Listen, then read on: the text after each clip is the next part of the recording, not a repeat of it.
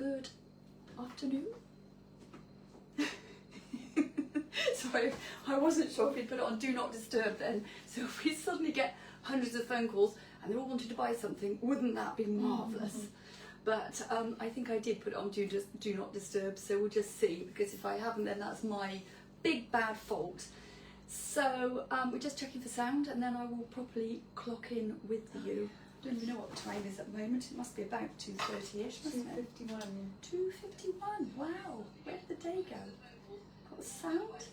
Yeah. Yay. Sound. Well, hello, fellow worker ants. Are you all feeling like you're working your socks off and not really getting anywhere? Because if you are, that's how I feel. I can honestly say I don't think I've ever been working harder in my life. And sometimes it feels like you're just standing still. In fact, sometimes it feels like you're going backwards. But yeah, us worker ants in the middle echelons who are working our socks off and being taxed and blah, blah, blah. Anyway, don't get me started. I've decided that as it's Friday afternoon and this morning I have worked my socks off since I got up, doing all sorts of things, housework, gardening, prepping, painting, sorting and doing. I'm on a gin and tonic. And Jim said, I don't think it's a good idea to do a Facebook Live with a gin and tonic. I said, I think it's a very good idea to do a Facebook Live with a gin and tonic. So that's what I'm doing. Cheers, everybody. Have a fabulous weekend. Oh, that's lovely. So, somebody said to me today, it was a fellow dealer actually from the Malthouse Collective, and he was commenting on the fact that it's quiet at the moment. And he just said, well, you know, if you're a fisherman and you can't go to sea because the weather is bad, you don't just sit at home and watch telly, you mend your nets. And I thought that was a really, really, really good analogy. So, you know, it is quiet at the moment and you can't sell if there's nothing to bite when you're putting your things on. So all you can really do is to mend your nets, hypothetically. And that's exactly what I've been doing. I've been sort of repairing things and things that have been in the garage which should have been on the internet. I've been getting them ready and painting them and getting them ready to go on the internet, and been doing sort of the horrible bits that you don't want to do, like the accounts and checking off zero and all that sort of stuff. So although it's quiet, I feel as if I've been trying to maximise my time to the best advantage, and that's really all I can do. And let myself off the eternal worry loop where you kind of think to yourself, what's the date today? How much longer have I got to pay till the end of the month? And just do what I can. And that's what I'm doing with the help of a large gin and tonic this afternoon. Ginger's here. We're at my house. We were going to do one at the Malt House just to show you what had been occurring up there. But just because of logistics, we've ended up being here. And I'll just tell you what's happened up at the Malt House, in as much that Nick and I were there on Monday, one of the hottest days ever. And we moved the paint cabinet from the top floor, or the first floor, down to our concession on the first floor. And oh my God, was that a hot day. And carrying all those tins of paint, I had two very, very sturdy Tesco's proper big bags, and I was carrying 10 tins of paint in each bag to keep me balanced, and staggering up and down stairs with them. And Nick was putting the cabinet together and rewiring it and doing all the clever technical bits, and we had to move some of the bigger furniture out of the way to do it, and it was a full-on job. And then after we'd finished doing that, I had to go into Gloucester where Nick's new flat is, and I was painting a sideboard for him, and we just had to do the finishing touches to that. So it was a long hot day, and the shower I had at the end of the day was the best shower ever. So, if you're going to the Malt House and you wonder where the paint has gone, it's no longer on the first floor, it's on the ground floor, in our concession on the ground floor, just because it means that everybody has access. Some people can't manage the stairs and there isn't a lift, so we've put everything down on the ground floor. It's fully stocked, it will continue to be fully stocked, and that's where we're at. So I'm hoping that Ginger might have finished doing her sharing and her comments and all the other bits, and we'll just turn this round and we'll just sort of carry on a little bit with the little corner cabinet that I've been painting over the last 2 or 3 lives when we've been actually here. And I don't know if you can remember when we're up to, but I was just doing the very French sort of very chippy, very textured sort of look. And the last time we did anything, we put some Easy Crackle on, and then we'd taken it off using some gaffer tape to create lots of texture. And the only thing I've done since last week is to sand it, not massively, but just smooth it so that it's not as rough as it could easily be.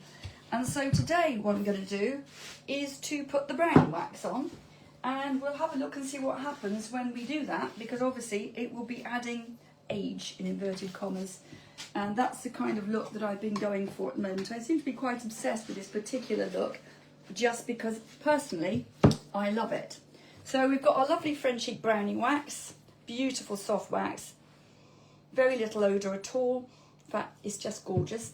And I'm loading my manky old brush because that's the one that I like using. They do have Frenchic wax brushes, which is here as well, and I use that one. You can see how much I've used that one because it's practically worn down to the bevel. And this is all we're going to do. We're just going to put it on, and I'm going to really, really, really rub that in. And when we take it off, all the bits of crackle glaze that we'd used with the Easy Crackle will be displayed, and it will really highlight the texture. So I'm just going to whack it on, plenty of it.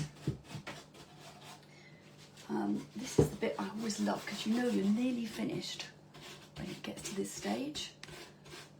I have been busy this morning. I've done loads of accounting. Jill Help says, hi Fee from Lancashire. Jill, hello my darling. How are you? I miss seeing you walking up and down the high street in front of the shop and coming in for a good old natter. In fact, I miss a lot of my darling customers. I don't miss being tied to the shop, but I do miss my lovelies. And you're one of my lovelies, Jill. It's nice to know you're there. So, let's just keep doing this. It gets quite hot in this little room, but when I'm in here on my own and the radio's playing, I'm a very happy little bunny, and it takes my mind off everything else, and I just paint away quite contentedly. So I'm just turning it up the right way a minute so I can do the top. I was going to do the sanding, and I thought, well, what's exciting about sanding? Absolutely nothing. I hate doing sanding, and it's noisy. So I've spared you that and just gone straight for the waxing. So let's see if we can get into the sides now.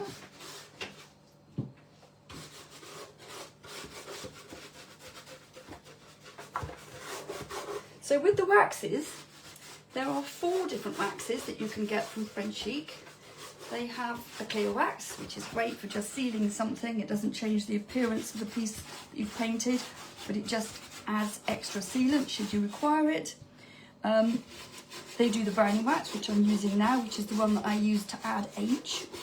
They do a defining wax, which is a grey wax, which also defines any sort of texture, and very often I will use browning wax and defining wax together at the same time, and I do a bit of dibbly-dibbly in this one and dibbly-dibbly in the other one, and I put them on and you get a nice sort of balanced sort of aged look on it. But today I'm just going to use the browning wax, and the other wax that they do is white wax, and the white wax is fabulous, especially over dark colours.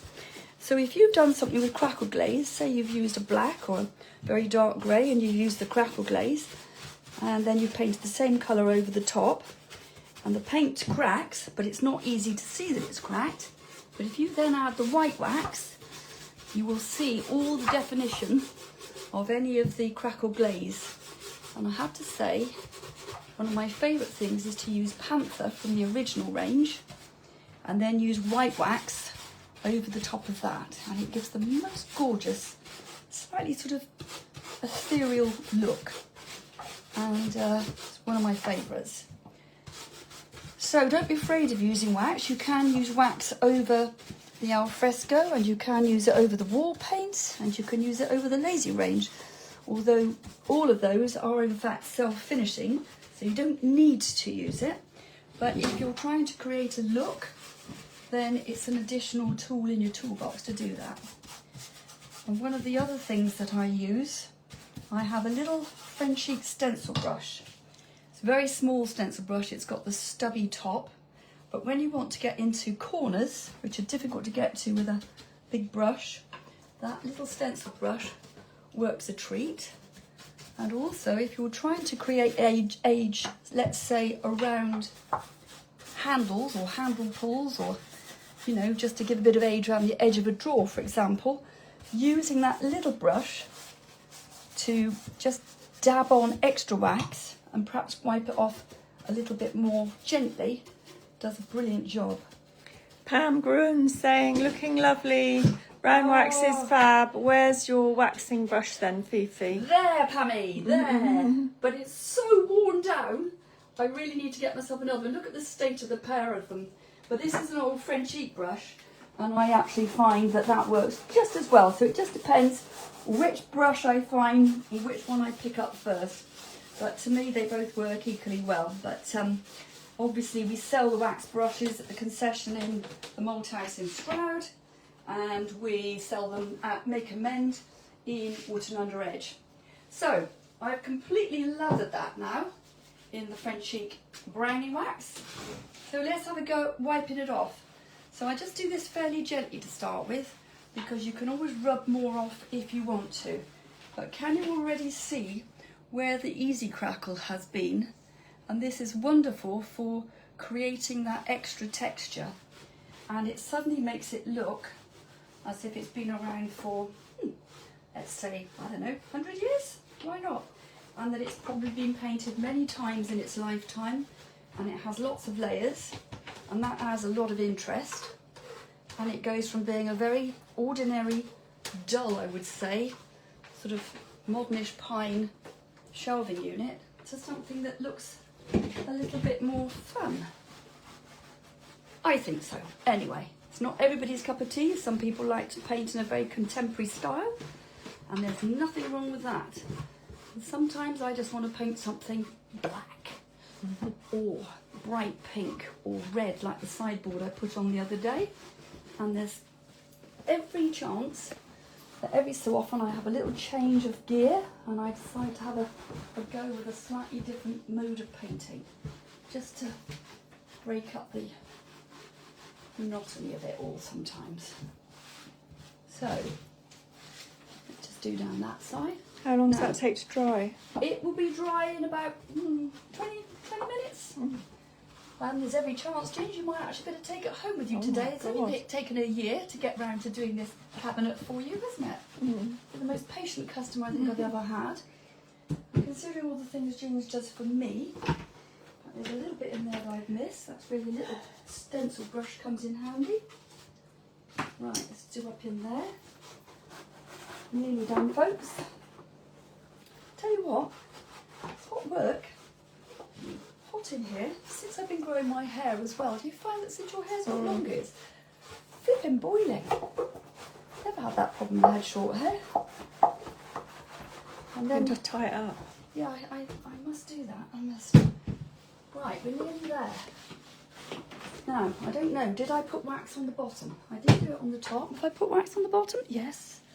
Just give that a little wipe over then. So, if you felt that you wanted to add more age, or more dirty as I call it, in the corners, you simply put more wax on. If you felt that you wanted to take some of the wax off because you wanted it to be lighter in places, then you can use the clear wax, which will sort of act almost as a sort of an emulsifier, and you know, makes it lighter. So I think that's fairly evenly done. Beautiful. Now what I could do, depends on my client of course, who just happens to be my sister, standing here right by me. If she wanted me to add a little bit of gold to it, then the sort of the obvious place to put it would perhaps be around the top here, underneath here, and perhaps a little bit under there. Personally, I like it for just being very simple. And because it hasn't got huge amounts of decoration on it, I think that I would leave it just as it is. But I love the fact that you get all this fantastic texture, and you can see where all the crackle glazing was. And it's very easy to create that look. And it's a little bit more labour intensive, but I think it's worth it. And if you watch our last, That's two because you're an videos? artist. Northeast. Yes, northeast. No, I'm just full of you know what. So so that's that. We can now safely say we have done that one, and you can actually take it home with you today, Ginger. Amazing. And with a few nice little bits in it. I don't know where are you going to put it? Tres biens. Yeah, yes, absolutely. Are you going to have it in your bathroom? Yeah. Yeah, I think that would be very nice. Now, bear in mind that look. Should we try the internet? There's the mirror that I showed everybody last week.